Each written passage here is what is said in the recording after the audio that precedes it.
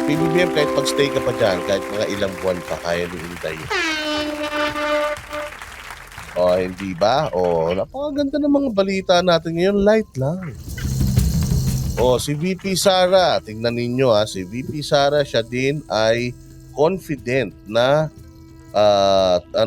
mataas pa rin ang tiwala sa kanya ni PBBM. I think mataas talaga ang tiwala sa kanya ni PBBM because as you can see, si PBBM mukha namang hindi siya nag-aalala sa kanyang mga biyahe dahil alam niya that the Philippines is in good hands with Inday. Wala siyang ambisyong maging presidente. Yan ang sagot ni Vice President Sara Duterte sa payo ng kanyang ama na huwag nang tumakbo sa pagkapangulo. Kumpiyansa naman ng bise na tiwala pa rin sa kanya si Pangulong Bongbong Marcos sa kabila ng ulat na may lamat na. Nasa frontline ng balitang yan si Gio Robles. Sa gitna ng mga isyu kaugnay sa umano'y lamat sa unit team para kay Vice President Sara Duterte, walang pagbabago sa samahan nila ni Pangulong Bongbong Marcos. We're okay. Well, I believe that I still have the trust of President Ferdinand Marcos Jr. Yan ang idiniit ng O, di ba? Palakpakan. O, mataas pa rin daw ang tiwala sa kanya ng presidente ng Pilipinas, and yun yung pinakamaganda sa lahat. Hindi maganda na ang pangalawang pangulo at ang pangulo ay nag-aaway. Maganda yan, magkabati kayo. Palakpakan. pangalawang pangulo sa panayam sa kanya ng media matapos ang kanyang talumpati sa pagdiriwang ng World Children's Day sa Quezon City kanina. Tinanong din namin ang Oy, Joy Belmonte. Siguro pinadali mo yung subpina ni PRD ma-issue. Sa Quezon City RTC na yan. Niluto yung kaso na yan eh. Kaya kita mo si Inday, hindi nakangiti. Gusto sikuhin yung baba ni Mayora eh. Sabi ni Inday, amoy tae to, dilawan to eh. Dilawan tae to. Sigurado ko yung subpina ng tatay ko baka pinatrabaho nito eh. Joke lang yun ha. Baka malay mo naman totoo. Di ba? bise kaugnay sa umuugong na pagsasampa ng impeachment complaint laban sa kanya. Pero tumanggi muna siyang Joy, parang yung pisngi ni Joy Belmo. Plastic na plastic yung ngiti eh. magdokumento. Maglalabas daw ng pahayag ang kanyang Oh, ba't si Boss Dada? Ay, hindi pala ako yan. Kasin ko yan. Yun nandito sa may kaliwa ni Mayora, yung katabi no naka-stripe. Kasin ko yan. Oo, kasing itim ko. Oo kasin ko yan ha. Huwag niyong aawain yan. tanggapan sa tamang panahon. Yes, we are currently doing our due diligence about this one and then we will release a comment in the appropriate time.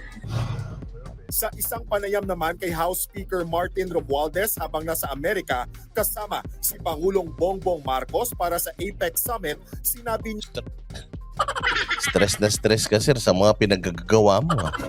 Kitang-kita sa itsura mo, hindi ka na makatulog. Kasi imbis na mapabuti sa kanya yung ginagawa niya, hindi. Napapasama siya lalo eh. niyang hindi na pag-uusapan sa Kamara ang impeachment kay VP Sara. We're not aware of any. Just did nothing. O bakit? Yun na nga. Hindi na pag-uusapan sa Kamara yung impeachment. Pero yung mga aso mo, yung mga asong komunista mo, nagkakalat ng chismis. Do something about it. Sabi mo, integrity of the Congress. You have them answer to your house. Disciplinary action. Tanggalin nyo katulad ni Tebes. Stress na stress ka, sir. Hindi ka mukhang fresh. File this. No news of that. Noong nakaraang linggo, pinayuhan ni dating Pangulong Rodrigo Duterte si VP Sara na wag nang mag-ambisyong tumakbo sa pagkapangulo. Sa gitna ito ng mga issue. Napakaganda nito. Ito yung hindi ko nagustuhan mga bossing. Kasi si PRD, inabisuhan niya yung anak niya, wag nang tumakbo. And then after that, si Inday nagsabi din na I don't have plans on 2028. Well, siguro nga dahil nga malayo pa yon, let's just hope na she doesn't have plans now. O sana naman hindi niya sinasara yung kanyang pinto sa pagsisilbi talaga sa taong bayan because 2021 pa lang meron ng call for you to lead this country. People in the Philippines believe and trusts you. So sana makinig ka sa tao this time. Sinabi niya na wala siyang plans or I don't have any plans or intentions to run for president or to be president is 2028. Sana, pansamantala lang yan, Inday. Sana, PRD, wag mong ipagdamot yung anak mo, tumigil ka. Wag ka madamot. Kailangan pa namin ng panibagong Duterte leadership. Sa pagtanggal ng kamera sa confidential funds ni VP Sara. Sagot lang dyan kanina ng kanyang Ni Gayas, Boss Dada, baka type mo si Mayora. Medyo lang, pero tanungin mo siya, baka ako type niya. Kaya baka mahirapan siya sa akin, hindi niya ako mapapasagot. Kasi hindi ako home. Okay. anak. Hindi ko naman talaga ambisyon ng tumakbong vice president and lalong-lalo na ang president. Alam niyo naman lahat yan na sinabi ko noon na hindi ko gustong tumakbong president. Diba? Sana, well, same answer. Sinasabi naman niya kasi, I told you before, 2021, I told you before, I don't want to be president. So I run for vice president. So ayoko talaga. Hopefully, Inday, magbago yung iyong isip. At sa 2028, sana makinig ka na sa taong bayan. At ikaw naman, PRD, wag mong ipagdamot yung lahi nyo. Ay, grabe naman si Anharot. Anharot, how are you? Kamusta naman ang ating chef? Anharot, 17 months member ba siya? Sana all. Halatang may sakit pa ako, di ba? Okay naman. Di ba, alin ang may sakit? Basta mapasaya ko kayo, ganyan. Kayo lang naman, mahina ako sa inyo. Sige. Thank you very much, Anharot, sa inyong blessing. Lahat ng ginagawa natin, we can only plan, but it will truly be God's plan that will prevail. Biyaheng Mindanao si Vice President Duterte ngayon. Ayun, maganda rin yung binitawan niya. Sabi niya, nasa Diyos ang plano. Sabi nga nila, the real kingmaker is Papa Jesus. At sinabi din ni PRD yan na kahit anong ngaw-ngaw mo dyan, if you are not destined to be president, kahit tumambling ka dyan, kumain ka ng blade at sumuka ka ng pako, ay hindi ka magiging presidente. Kaloob ng langit ang tsansang makapaglingkod sa bayan. Yung araw para maghatid ng tulong sa mga biktima ng lindol. Ang pangalawang pangulo ang nanguna sa pulong ng disaster officials kahapon habang nasa Amerika si Pangulong Bongbong Marcos. Gusto nyo maging presidente si Inday. Ngayon pa lang magdasal na kayo kay Papa Jesus. Yun yung Papa Jesus. Sabi ni Inday, kayo lang daw ang magsasabi kung siya ay tatakbo. Kaya po, sana tapikin mo siya. Sabi mo sa kanya, tumakbo ka sa 2028. Ganon. Kasi pag di tumakbo yan si Inday, sinong mga choices natin for 2028? Si Pacquiao. Si Isko kasi ayaw niya na Nakausap na namin siya. Ayaw niya na. Let's exclude Isko. Sino? Si Rizon Tiveros. Si Lenny Robredo na naman. O kaya ito si Martin Romualdez. O si Lacson ulit.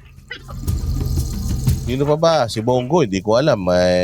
Mukhang mahina rin ang loob ng Senator Bongo natin Naku po, wala na naman mangyayari sa Pilipinas. Pagka ganyan, Inday, tumakbo ka, wala kaming maibubotong iba Tatakbo niya si Grace po, si Mar Rojas, si Pacquiao, si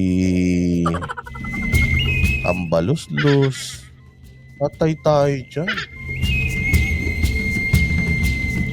Walay na talaga. Para dumalo sa 30th APEC Summit.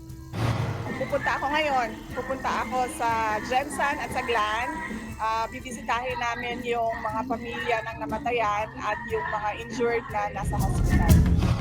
Nagbabalita mula Ayan, congratulations sa Madam Inday Sara ha, for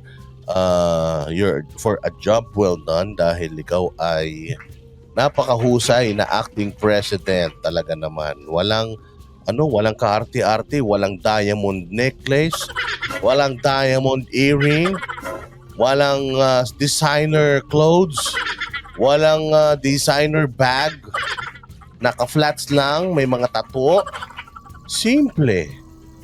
Yan ang forever ni Boss Dada. Inday, kung meron akong panalangin, siguro yun ay yung magkalabuan kayo ng iyong mister. At laki mong tatandaan, nandito ako para sa'yo.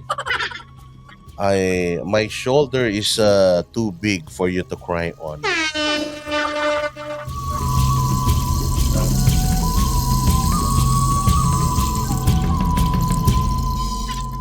O, hindi ba?